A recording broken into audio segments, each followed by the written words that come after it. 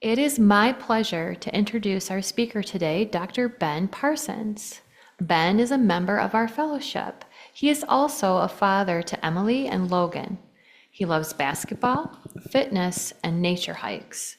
In his professional life, he is a hematologist oncologist at Gunderson. Today, he is speaking on what it means to be a people of deep listening. Welcome, Ben. Thank you.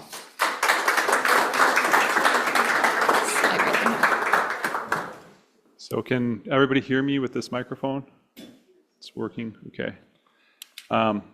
So first of all, I just want to give a plug to Deb and to being a part of a member-led congregation. And I just want to thank our congregation for giving me an opportunity to come up and have a reason to kind of do my own learning and my own introspection because I learned a lot putting this talk together. And so I think there's a lot of benefit there. And some of the barriers and fears that I had to doing the talk were really eased because I was able to kind of already know what my topic was going to be, because Soul Matters monthly topic is deep listening, and I had a lot of resources with the Soul Matters kind of data that you can kind of go through and read and kind of get a lot of ideas about how you want to make a talk or things like that. And so it felt a little less daunting and overwhelming to kind of have those resources. So I want to start off by saying that I'm fully aware of the irony of giving a talk about listening. So, and a lot of this talk was constructed from a sermon given by Reverend Dr. Sandra Fees that was also found on Soul Matters. So I give a lot of credit to her in terms of kind of like how to construct this idea or this talk. So. But let's start with the definition. Whereas hearing takes place through the mechanics of the ear and listening takes place through the audio cortex or in the brain, a neuroscientist might describe listening as hearing plus attention. Whereas deep listening, which is what I was kind of designed to give this talk about, is an intentional practice of listening with empathy, with openness, without judgment, aimed at truly understanding and connecting with others on a deeper level. And I think it's a much more difficult thing to do than just kind of hearing what somebody's saying. So deep listening has a purpose, unlike typical listening, in that deep listening focuses on relieving suffering, creating connections, and fostering an understanding that can go beyond words. So in her book, The Sacred Art of Listening, Kay Lindahl, founder of the Learning Center, or the Listening Center, describes the practice of deep listening as a sacred art. She lists 3 elements that are essential to deep listening: silence, reflection, and presence. Silence slows us down and gives us a chance to reflect. It helps us to be present to others. In everyday communication, we so often rush to fill silences with words. In deep listening, we try to allow and even invite silence. Reflection involves taking in what we've heard. Sometimes our first reactions are not representative of our true inner wisdom.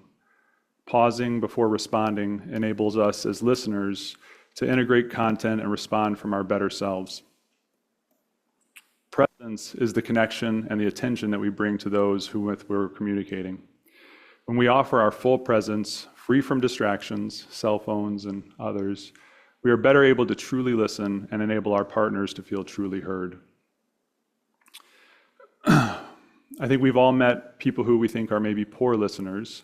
So poor listeners or underdeveloped listeners are frequently unable to separate their own needs or their own interests from those of others. Everything they hear comes from an automatic bias. How does this affect me?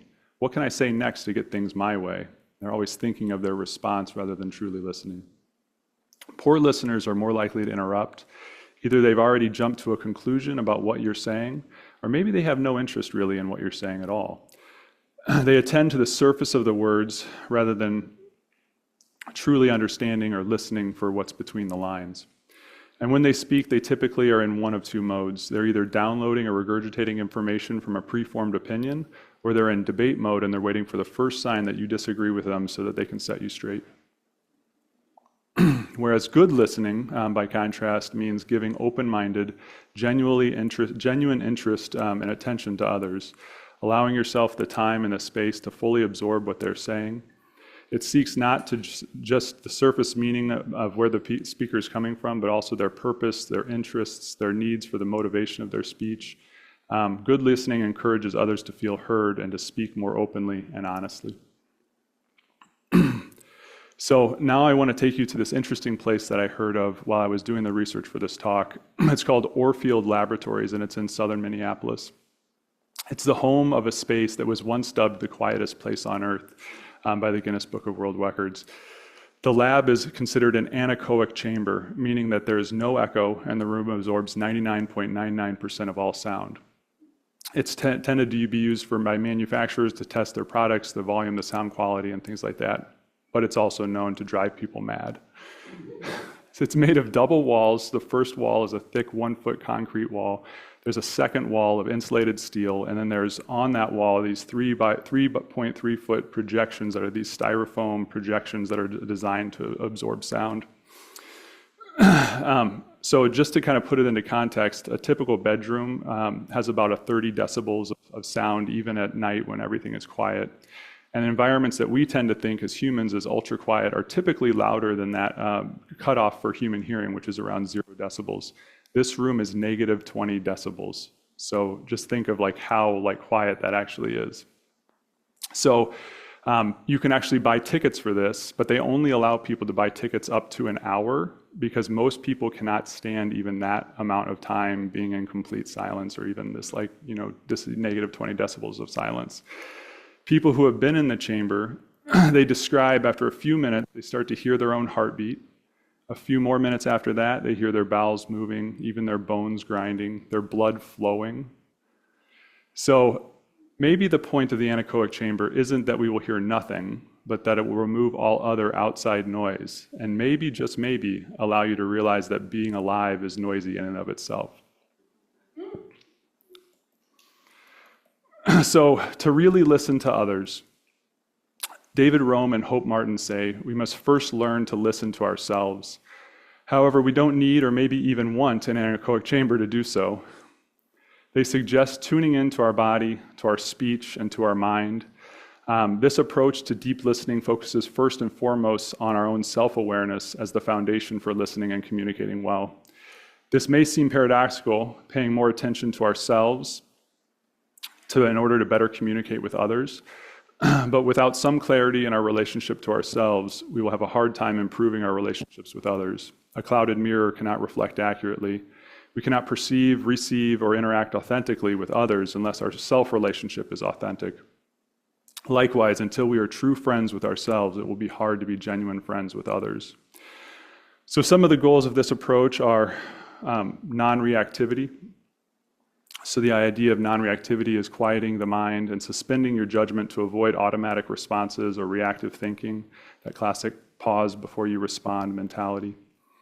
A focus on empathy and compassion, developing empathy by genuinely valuing others' perspectives and emotions, trying to truly hear voices and perspectives that are not your own. There's a saying that I actually heard first through the UU, and I don't know this source for this, and if anybody does, I would love to hear it. When we are heard, we are healed. Does anybody know where that has come from? I actually asked Jack and Amanda, and they didn't know either. So, before the joys and sorrows. Right, I've heard it in UU settings, but I just don't know where the source came from. It's just a beautiful saying. So, it's one of the things that has really been powerful from my time here at UU. And the third component was self-awareness and understanding one's own biases and emotions and working to ensure that they do not interfere with the listening of others. So the kind of second half of my talk was more of my introspection and how a lot of what I was thinking about with this listening and listening in my relationships and listening to myself kind of played into kind of how I reflected. So first, how many people keep a to-do list? I was a big to-do list person. How many people love their to-do list? Okay. If I took your to-do list away, would you hate that? Okay. So I used to love my to-do list. I kind of still love my to-do list. And when I was a young professional, I was really energized by a sense of accomplishment and productivity that I would get when I would like write down all the things that I wanted to do, my big projects, my papers, my goals to accomplish, the tasks that needed to happen to complete them. And I prided myself on checking off those things off my to-do list. And being able to cross the items off gave me an immense sense of gratification. As I got kind of into more middle age and things, I realized that there was more to my life that I wanted than just kind of like these productivity metrics. And I was seeking more balance. And I was really seeking for ways to connect to myself on a deeper and spiritual level, and to my family and to my kids and to other relationships that were really important to me. But I struggled in getting away from the careerism and the goal-oriented accomplishments because it's what I knew.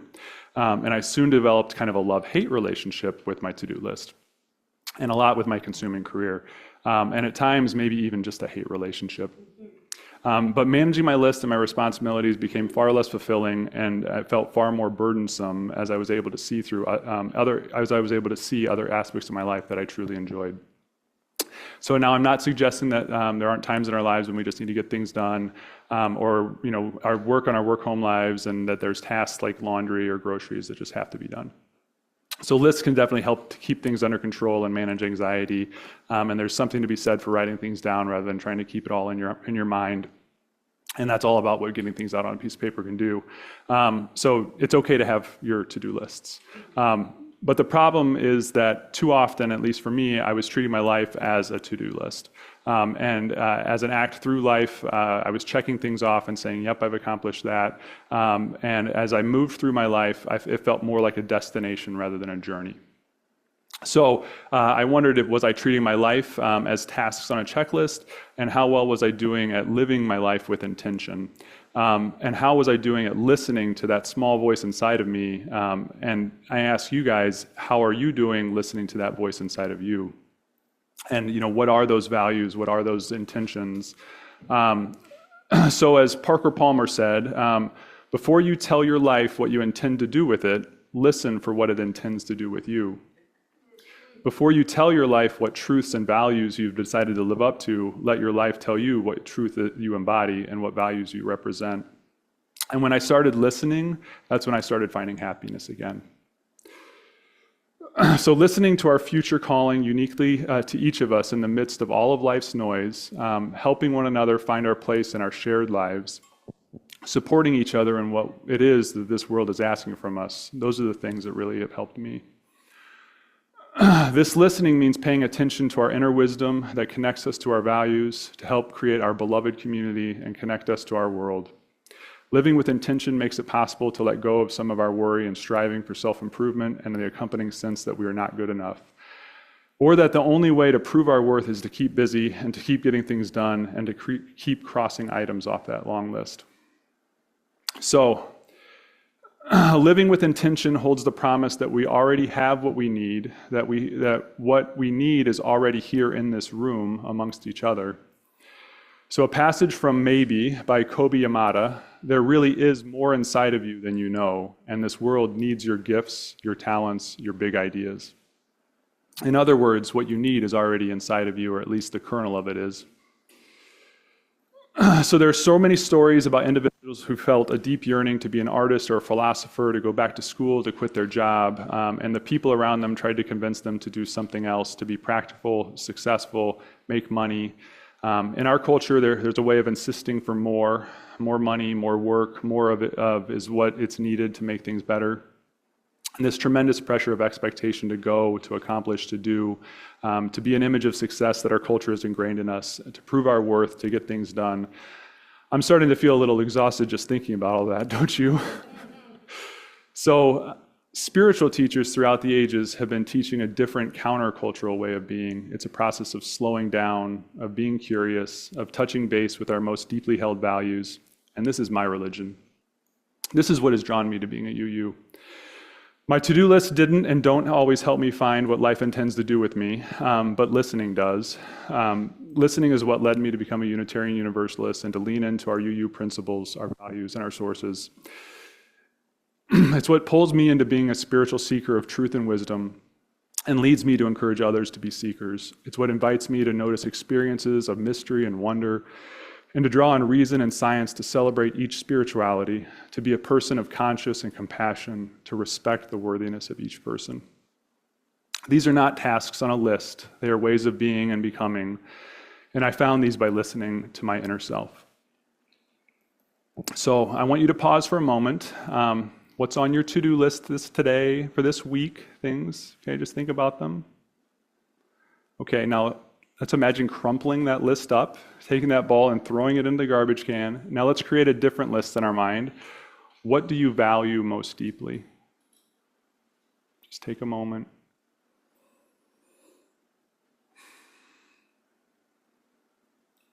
Maybe you value your relationships, your partner, your children, your grandchildren, being with them, being really engaged. Maybe you have a passion for the natural world which feeds your spirit, and maybe like me, one of the top values is related to my concern for the fate of our planet. Maybe you're feeling called to build beloved community. Maybe you're being invited to make beautiful music or artwork that also promotes justice. Maybe you don't know and you need time for more listening, and that's okay. How will the practice of deep listening, the intentional practice of listening with empathy, openness, without judgment, aimed at truly understanding and connecting with yourself and with others on a deeper level, how will that help you to live to those values? How might holding these values help to shape and reshape your day, your weeks, your life? Remember, it's okay to have a to-do list, but life is so much more than a to-do list. So I wanted to end with a poem and a closing. So the poem is by Anne Rodmacher. It's called Living with Intention. Living with intention, walk to the edge, listen hard, practice well, play with abandon, laugh, choose no regret, appreciate your friends, continue to learn, do what you love. Live as if this is all there is. So may we, as a UU people, be a people of deep listening, committed listening, a listening that leads to healing, a listening that leads to wholeheartedness, a listening that helps us grow in compassion, a listening that helps you discern an action for justice making that you can make, a listening that nurtures the self-change that is growth in wisdom and spirit and soulfulness. May you find your practice of listening to be a blessing for yourself. May your listening be a blessing to others. Listen.